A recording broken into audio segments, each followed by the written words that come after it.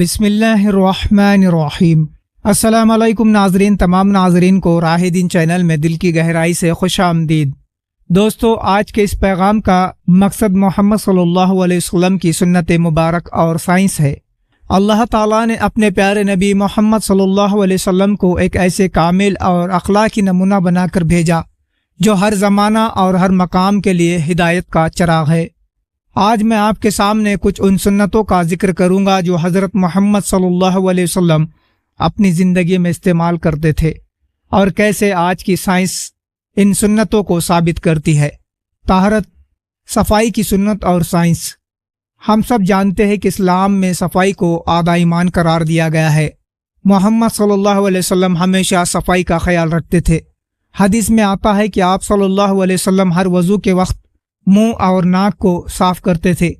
آج کی سائنس بھی یہ ثابت کرتی ہے کہ روزانہ منہ اور ناک کی صفائی سے بہت سی بیماریوں سے بچا جا سکتا ہے۔ خاص طور پر ناک کی صفائی سانس سے جڑی ہوئی بیماریوں سے محفوظ رکھتی ہے۔ مسواک کی سنت اور سائنس۔ نبی کریم صلی اللہ علیہ وسلم کی ایک اور اہم سنت مسواک کا استعمال کرنا ہے۔ مسواک کا ذکر بہت سی حدیثوں میں آتا ہے۔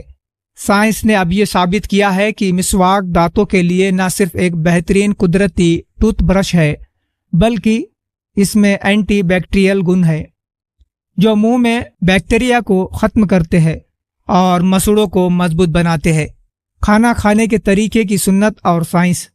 محمد صلی اللہ علیہ وسلم نے ہمیں سکھایا ہے کہ ہمیشہ 3 انگلیوں سے کھانا کھایا کرے اور کھانے کے بعد انگلیوں کو چاٹے۔ سائنس کہتی ہے کہ یہ طریقہ نہ صرف کھانا بہتر طریقے سے ہضم کرتا ہے، بلکہ انگلیوں کے چاٹنے سے ہمارے پاچن رس بھی سکھریہ ہوتے ہیں جو کھانا پچانے میں مددگار ثابت ہوتے ہیں۔ صبح جلدی اٹھنے کی سنت اور سائنس۔ حضرت محمد صلی اللہ علیہ وسلم نے ہمیشہ صبح جلدی اٹھنے کی تاکید کی ہے۔ فجر کی نماز کے بعد سستی نہیں بلکہ کام میں مصروفیت ہوتی ہے۔ سائنس کے مطابق صبح جلدی اٹھنے والے لوگ نہ صرف شریرک بلکہ مانسک طور پر بھی زیادہ تندرست رہتے ہیں۔ صبح کی تازہ ہوا اور سورج کی روشنی ہمارے بدن کے لیے فائدہ مند ثابت ہوتی ہے۔ سونے کے طریقے کی سنت اور سائنس۔ نبی صلی اللہ علیہ وسلم ہمیشہ دائیں پہلو پر لیٹا کرتے تھے، اور سائنس بھی یہ کہتی ہے کہ اس طریقے سے سونے سے دل پر زور نہیں پڑتا، اور یہ طریقہ ہمارے شریر کے لیے فائدہ مند ہوتا ہے۔ کھانا دھیمے کھانے کی سنت اور سائنس۔ آپ صلی اللہ علیہ وسلم نے کبھی بھی جلدی کھانا نہیں کھایا، بلکہ ہمیشہ اطمینان سے بسم اللہ کے ساتھ کھانا کھایا۔ سائنس کہتی ہے کہ کھانا دھیرے دھیرے چبانے سے پاچن تنتر پر دباؤ نہیں پڑتا، اور اس سے موٹاپے جیسی سمسیاؤں سے بچا جا سکتا ہے۔ پیٹ کے بل سونے سے پرہیز کرنا۔ محمد صلی اللہ علیہ وسلم نے کبھی پیٹ کے بل یا پیٹھ کے بل سونے سے پرہیز کیا۔ وہ ہمیشہ داہنی کروٹ پر سوتے تھے۔ سائنس کے مطابق پیٹ کے بل سونے سے ریڑھ کی ہڈی اور پاچن پرنالی پر برا اثر پڑتا ہے۔ دائیں طرف سونے سے شریر کو آرام ملتا ہے اور دل کے لیے بھی بہتر ثابت ہوتا ہے۔ وزن میں ہلکا کھانا۔ آپ صلی اللہ علیہ وسلم نے ہمیشہ کم کھانے کی نصیحت دی۔ ایک حدیث میں آتا ہے کہ پیٹ کے 3 حصے کرو، ایک کھانے کے لیے، ایک پانی کے لیے اور ایک ہوا کے لیے۔ آج کی سائنس بھی یہ کہتی ہے کہ ایک ادھک کھانا کھانے سے کئی سوست سمسیائیں پیدا ہوتی ہے، جیسا موٹاپا، دل کی بیماریاں اور ڈائبٹیز۔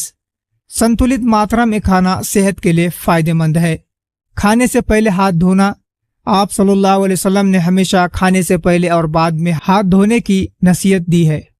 آج کی سائنس بتاتی ہے کہ ہاتھ دھونا نہ صرف کھانے کی صفائی کو سرکشت کرتا ہے بلکہ کئی خطرناک بیماریوں سے بھی بچاتا ہے، جیسے دست، فوڈ پوائزن اور انفیکشن۔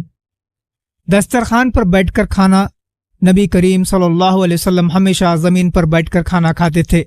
آج کی سائنس کہتی ہے کہ زمین پر بیٹھ کر کھانے سے پاچن پرنالی بہتر ہوتی ہے، اور اس سے شریر کو لچکدار اور سکریہ رکھنے میں مدد ملتی ہے۔ پانی بیٹھ کر اور 3 سانس میں پینا۔ آپ صلی اللہ علیہ وسلم پانی بیٹھ کر پیتے تھے اور 3 بار میں سانس لیتے ہوئے پانی پیتے تھے۔ سائنس کہتی ہے کہ ایک ہی گھونٹ میں پانی پینے سے گلے اور پیٹ پر دباؤ پڑتا ہے، جبکہ دھیرے دھیرے پانی پینے سے شریر اسے اچھے سے اوششت کر سکتا ہے، اور اس سے کڈنی بھی بہتر طریقے سے کام کرتی ہے۔ منہ ڈھک کر چھینکنا۔ آپ صلی اللہ علیہ وسلم نے सिखाया कि छींकते वक्त मुंह और नाक को कपड़े या हाथ से ढक लेना। आज की मेडिकल साइंस भी कहती है कि ऐसा करने से छींकने के दौरान बैक्टीरिया और वायरस फैलने से रोका जा सकता है, जो कई बीमारियों का कारण बनता है। रोजे की फजीलत। रोजा जो कि इस्लाम का एक रुकन है, सिर्फ इबादत नहीं बल्कि साइंस के मुताबिक स्वास्थ्य के लिए भी फायदेमंद है।